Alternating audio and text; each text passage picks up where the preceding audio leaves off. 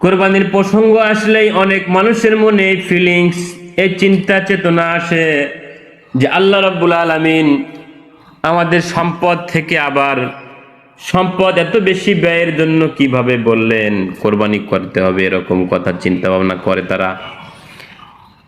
তারা চিন্তা করে যে কোরবানি করলে লস হবে, অথচ কোরবানি যদি আপনি করার সামর্থ্য রাখেন, যদি না করেন তাহলে গুনাহগার হবেন। এ ব্যাপারে রাসূলের হাদিসে, তিরমিজি শরীফের হাদিসের মধ্যে রাসূল কারীম সাল্লাল্লাহু আলাইহি সাল্লাম বলেন, যাদের সামর্থ্য রয়েছে, যারা সামর্থ্যবান ব্যক্তি রয়েছে অথচ কোরবানি করে না, তারা যেন আমার ঈদগাহের ময়দানে ও যায় না। কত বড় ধিক্কার! তার মানে আপনি সামর্থ্যবান হয়েছেন মানে আপনি আল্লাহর খুশি প্রকাশ করবেন, শুকরিয়া আদায় করবেন, এটাই আল্লাহর শিক্ষা। কোরআনুল কারীমের মধ্যে আল্লাহ রাব্বুল আলামিন বলেন, লা ইন শাকারতুম লা আযীদান্নাকুম ওয়া লা ইন কাফারতুম ইন্না আযাবি লাশাদীদ। যদি তাদেরকে নিয়ামত প্রদান করা হয়, যদি মানুষকে নিয়ামত প্রদান করা হয়, তার প্রতি নসিহা বা আদেশ হচ্ছে আল্লাহর, তারা যেন সেই নিয়ামতের, সেই সম্পদের শুকরিয়া আদায় করে। তার অর্থ হচ্ছে আল্লাহ আপনাকে সম্পদ দিয়েছেন, নিয়ামত দান করেছেন, যা অসংখ্য অগণিত মানুষকে দেন নাই। আপনাকে যে নিয়ামত দানে ধন্য করেছেন, যখন যে ইবাদত আপনার সম্মুখে আছে, আল্লাহ যা আদেশ করেছেন তা আপনি নির্দ্বিধায়, দ্বিধাহীন চিত্তে, অকপটে আপনার মনটাকে সন্তুষ্ট রেখে আল্লাহর সে আদেশটা আপনি যখন পালন করবেন, আল্লাহ রাব্বুল আলামিন বলছেন আপনার নিয়ামতকে আরো বেশি বাড়াইয়া দিয়ে, বর্ধিত করে দিয়ে আপনার সম্মান ইজ্জতকে বর্ধিত করবেন। সুবহানাল্লাহ। আল্লাহ যদি আপনাকে সম্মান না দেন, আল্লাহ যদি আপনাকে ইজ্জত না দেন, সামর্থ্য না দেন, তাহলে কোনোভাবেই আপনি সামর্থ্যবান এবং সম্মানী হতে পারবেন না। কোরআনুল কারীমের মধ্যে আল্লাহ রাব্বুল আলামিন বলেন, অতুইজ্জু মান তাশাউ ওয়া তুযিল্লু মান তাশাউ বিয়াদিকাল খায়র ইন্নাকা আলা কুল্লি শাইইন কাদির। আমি ইজ্জত দিতে পারি, বেইজ্জত করতে পারি, যা কিছু তাই করতে পারে আল্লাহ রাব্বুল আলামিন সীমাহীন ক্ষমতার অধিকারী। সুতরাং আপনাকে আল্লাহ নিয়ামত দান করেছেন, সম্পদ দিয়ে ধন্য করেছেন, আর আল্লাহ আদেশ করেছেন আপনাকে কোরবানি করার জন্য। এ মুহূর্তে আপনার মনে কোনো প্রকার সংকোচ, কোনো প্রকার দ্বিধা, কোনো প্রকার অন্য মানসিকতা, শয়তানি কোনো প্ররোচনা আপনার মনে প্রশ্রয় না দিয়ে আল্লাহ রাব্বুল আলামিনের আদেশটাকে গুরুত্ব দিয়ে সামর্থ্যবান হয়েছেন এর শুকরিয়া আদায় স্বরূপ আপনি কোরবানি করবেন। এটা আপনার জন্য আল্লাহ রাব্বুল আলামিনের বিধান, আপনার জন্য এটা করণীয়, বরণীয়, স্মরণীয়। অবশ্যই আপনাকে পালন করার জন্য প্রচেষ্টা অব্যাহত রাখতে হবে। কোরবানি শুধু আমাদের উপরেই ফরজ করা হয়েছে এমন নয়। হযরতে আদম আলাইহিস সালাম, তার দুইজন ছেলে হাবিল আর কাবিল, ওই ঘটনা আমরা কে না জানি। হাবিল আর কাবিলের মধ্যে মারামারি হয় বিয়ে নিয়ে। হাবিল আর কাবিলকে আল্লাহ রাব্বুল আলামিনের মাহবুব বান্দা হযরতে আদম আলাইহিস সালাম বলেন, তোমরা কোরবানি করো, যার কোরবানি আল্লাহর দরবারে কবুল হবে তার সঙ্গে মেয়েটাকে বিয়ে প্রদান করা হবে। হাবিল আর কাবিল কোরবানি প্রদান করেন, কিন্তু আল্লাহ রাব্বুল আলামিন হাবিল আর কাবিলের মধ্যে একজনের কোরবানি কবুল করেন আর একজনেরটা করেন না। কোরআনুল কারীমের মধ্যে সূরা মায়েদায় আল্লাহ রাব্বুল আলামিন বলেন, ইয ক্বাররাবা কুরবানান ফাতুকবিলা মিন আহাদিহিমা ওয়া লাম ইউতাকাব্বাল মিনাল আখার। যখন তারা উভয়ে কোরবানি করেছিল, তখন একজনের কোরবানি আল্লাহ রাব্বুল আলামিন কবুল করে নিয়েছিলেন, আর একজনেরটা কবুল করেন নাই। এরকম যদি এখনো হতো, আমরা যা কোরবানি করি, যা উপার্জন করি, যে পথে উপার্জন করি, যা যা কোরবানি করি, আল্লাহ যদি পছন্দ করতেন যারটা করতেন না, আমরা কত বেইজ্জত হতাম। সেই জন্য মুহাম্মদুর রাসূলুল্লাহ সাল্লাল্লাহু আলাইহি সাল্লাম নবিকুল শিরোমণি, তার ওসিলায় আমাদেরকে আল্লাহ এত দয়া প্রদর্শন করেছেন, আমাদের কোনো গুনাহ তিনি প্রকাশ করছেন না। আমাদের গুনাহ এর কারণে মানুষের কাছে বেইজ্জত করছেন না। আমরা কোরবানি দিচ্ছি, হালাল হারাম উপার্জন থেকে কোরবানি দিচ্ছি, কবুল হচ্ছে কি হচ্ছে না আমরা তা বুঝতে পারছি না। কারণ এখন যদি প্রকাশিত হতো, আল্লাহ রাব্বুল আলামিন যদি প্রকাশ করতেন হাবিল আর কাবিলের মতো, কত বড় বেইজ্জত আমরা হতাম, যে আমরা ভাবতাম যে আমাদের কোরবানি কবুল হয় নাই, মানুষে কত নিন্দা করত।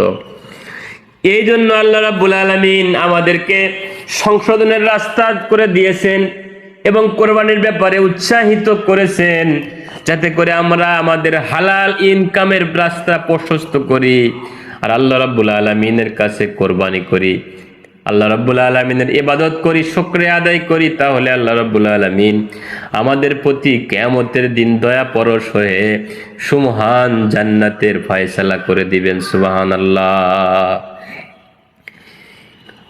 এরপরে মুসা আলাইহিস সালামের যুগেও কোরবানি ছিল, বিশেষ করে ইসরায়েলদের জন্য কোরবানি আল্লাহ রাব্বুল আলামিন বাধ্যতামূলক করেছিলেন, কোরবানির ব্যবস্থাপনা রেখেছিলেন।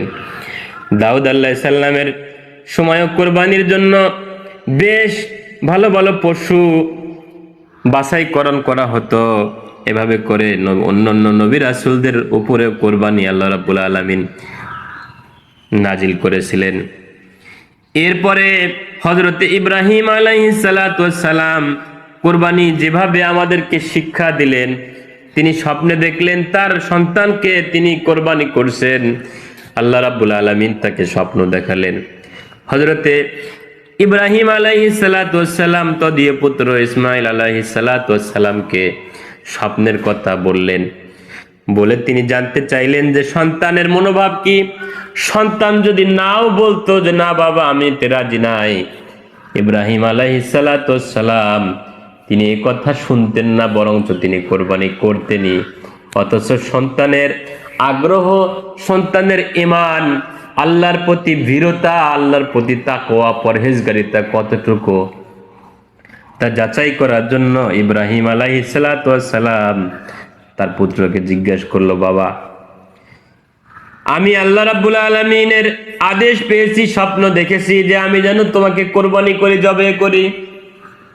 এখন তোমার ইচ্ছা, তুমি জানাও, তুমি কি বলো, তোমার অভিপ্রায় ব্যক্ত করো।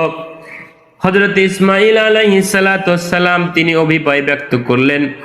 সূরা সাফফার মধ্যে ঘটনাটি সুন্দরভাবে সুবিন্যস্ত হয়েছে। আল্লাহ রাব্বুল আলামিন বলছেন, ইয়া আবাতি ফাআল মা তুমার সাতাজিদুনি ইনশা আল্লাহু মিনাস সাবিরিন। ওহে পিতা, আপনি যদি আল্লাহর পক্ষ থেকে আদিষ্ট হয়ে থাকেন তাহলে নির্দ্বিধায় কোনো প্রকার সংকোচ ছাড়াই আপনি আমাকে জবেহ করুন, কোরবানি দিন। আমি ভুরু কুঞ্চিত করব না, রাগ করব না, আপনার সাথে বাক বিদণ্ডা করব না। আমি আল্লাহ রাব্বুল আলামিনের সন্তুষ্টির লক্ষ্যে ধৈর্যশীলদের অন্তর্ভুক্ত হয়ে যাব। সুবহানাল্লাহ, সুবহানাল্লাহ, সুবহানাল্লাহ, সুবহানাল্লাহ। সন্তান যখন পিতাকে এরকম কথা বললেন, যদি এরকমটি নাও বলতেন ইব্রাহিম আলাইহিস সালাম অবশ্যই কোরবানি করতেন।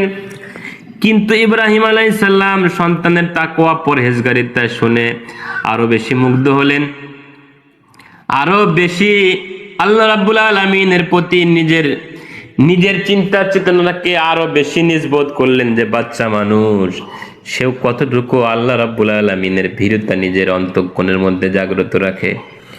কুরআনুল কারীমের মধ্যে আল্লাহ রাব্বুল আলামিন সূরা কাউসারের মধ্যে আল্লাহ বলেন, ফাসাল্লি লিরাব্বিকা ওয়ানহার, তুমি তোমার রবের জন্য সালাত আদায় করো এবং কোরবানি করো। তার মানে সালাত আদায়কারীরা সামর্থ্যবান হলে কোরবানি করবে, এটা আল্লাহর আদেশ। কোরবানির সময় আসলেই আপনি বিভিন্ন চিন্তায় চিন্তিত হবেন না। এত টাকা কই পাবেন, কি করবেন, কিভাবে কোরবানি করবেন, টাকা পাবেন কোথায়, এত হীনমন্যতায় ভুগবেন না। আপনি আল্লাহ রাব্বুল আলামিনকে রাজি খুশির লক্ষ্যে প্রচেষ্টা করুন। আপনি আল্লাহর রাজি খুশির লক্ষ্যে প্রচেষ্টা করুন, আল্লাহ আপনার জন্য তা সহজ করে দিবেন। অন্য নবী রাসূলের কোরবানির সঙ্গে আমাদের কোরবানির কত তফাৎ দেখুন। হাবিল আর কাবিল যে কোরবানি করেছিল, তাদের সেই কোরবানির ব্যবস্থাপনা এমন ছিল, মাঠের মধ্যে জমিনের মধ্যে দুজনের কোরবানি রেখে দিয়ে এসেছিল, আকাশ থেকে আগুন এসে একজনের কোরবানি পুড়িয়ে উঠিয়ে নিয়ে গেছে, আর একজনের কোরবানি ওখানেই পড়ে রয়েছে। তার মানে বোঝা যাচ্ছে যে একজনের কোরবানি কবুল হয়েছে, আল্লাহ নিয়ে গেছে, আর একজনেরটা ওখানে পড়ে আছে, তার মানে আল্লাহ কবুল করে নাই। অথচ আমাদের জন্য কত সুন্দর ব্যবস্থাপনা। আল্লাহ রাব্বুল আলামিন সূরা হজের মধ্যে বলেন, লা ইয়ানালাল্লাহা লুহুমুহা ওয়ালা দিমাউহা ওয়ালাকিন ইয়ানালুহুত তাকওয়া মিনকুম। তোমরা যে পশু জবে করো, কোরবানি করো, তার রক্ত মাংস হাড্ডি কোনো কিছুই আমার কাছে পৌঁছে না, আমার দরকারও নাই ওগুলোর। আমি তোমাদের তাকওয়া পরহেজগারিতা দেখতে চাই। কোন নিয়তে, কোন আশায়, কাকে খুশি করার লক্ষ্যে, কাকে দেখানোর লক্ষ্যে তুমি কোরবানি করো বান্দা, আমি তা দেখতে চাই, আমি তা অবলোকন করতে চাই। আর এর অনুপাতে কিয়ামতের দিন আমি তোমাদেরকে পুরস্কৃত করতে চাই। আল্লাহ রাব্বুল আলামিন কোরবানি আমাদের জন্য আদেশ করে দিয়ে কোরবানির মাংস আমাদের জন্য, আমাদের খাওয়ারই ব্যবস্থাপনা আবার করে দিয়েছেন। তার গোশত, তার হাড্ডি, তার চামড়া কোনো কিছুই তার কাছে যায় না, পৌঁছে না, তার দরকারও নাই। কোরবানি আমরা করব, সওয়াব আমরা পাবো, জান্নাত আমরা পাবো, আবার সেই গোশত আমরাই খাবো। অথচ আল্লাহ রাব্বুল আলামিন এই পরীক্ষার মাধ্যম দিয়ে আমাদেরকে মর্যাদাশালী করবেন। সুবহানাল্লাহ।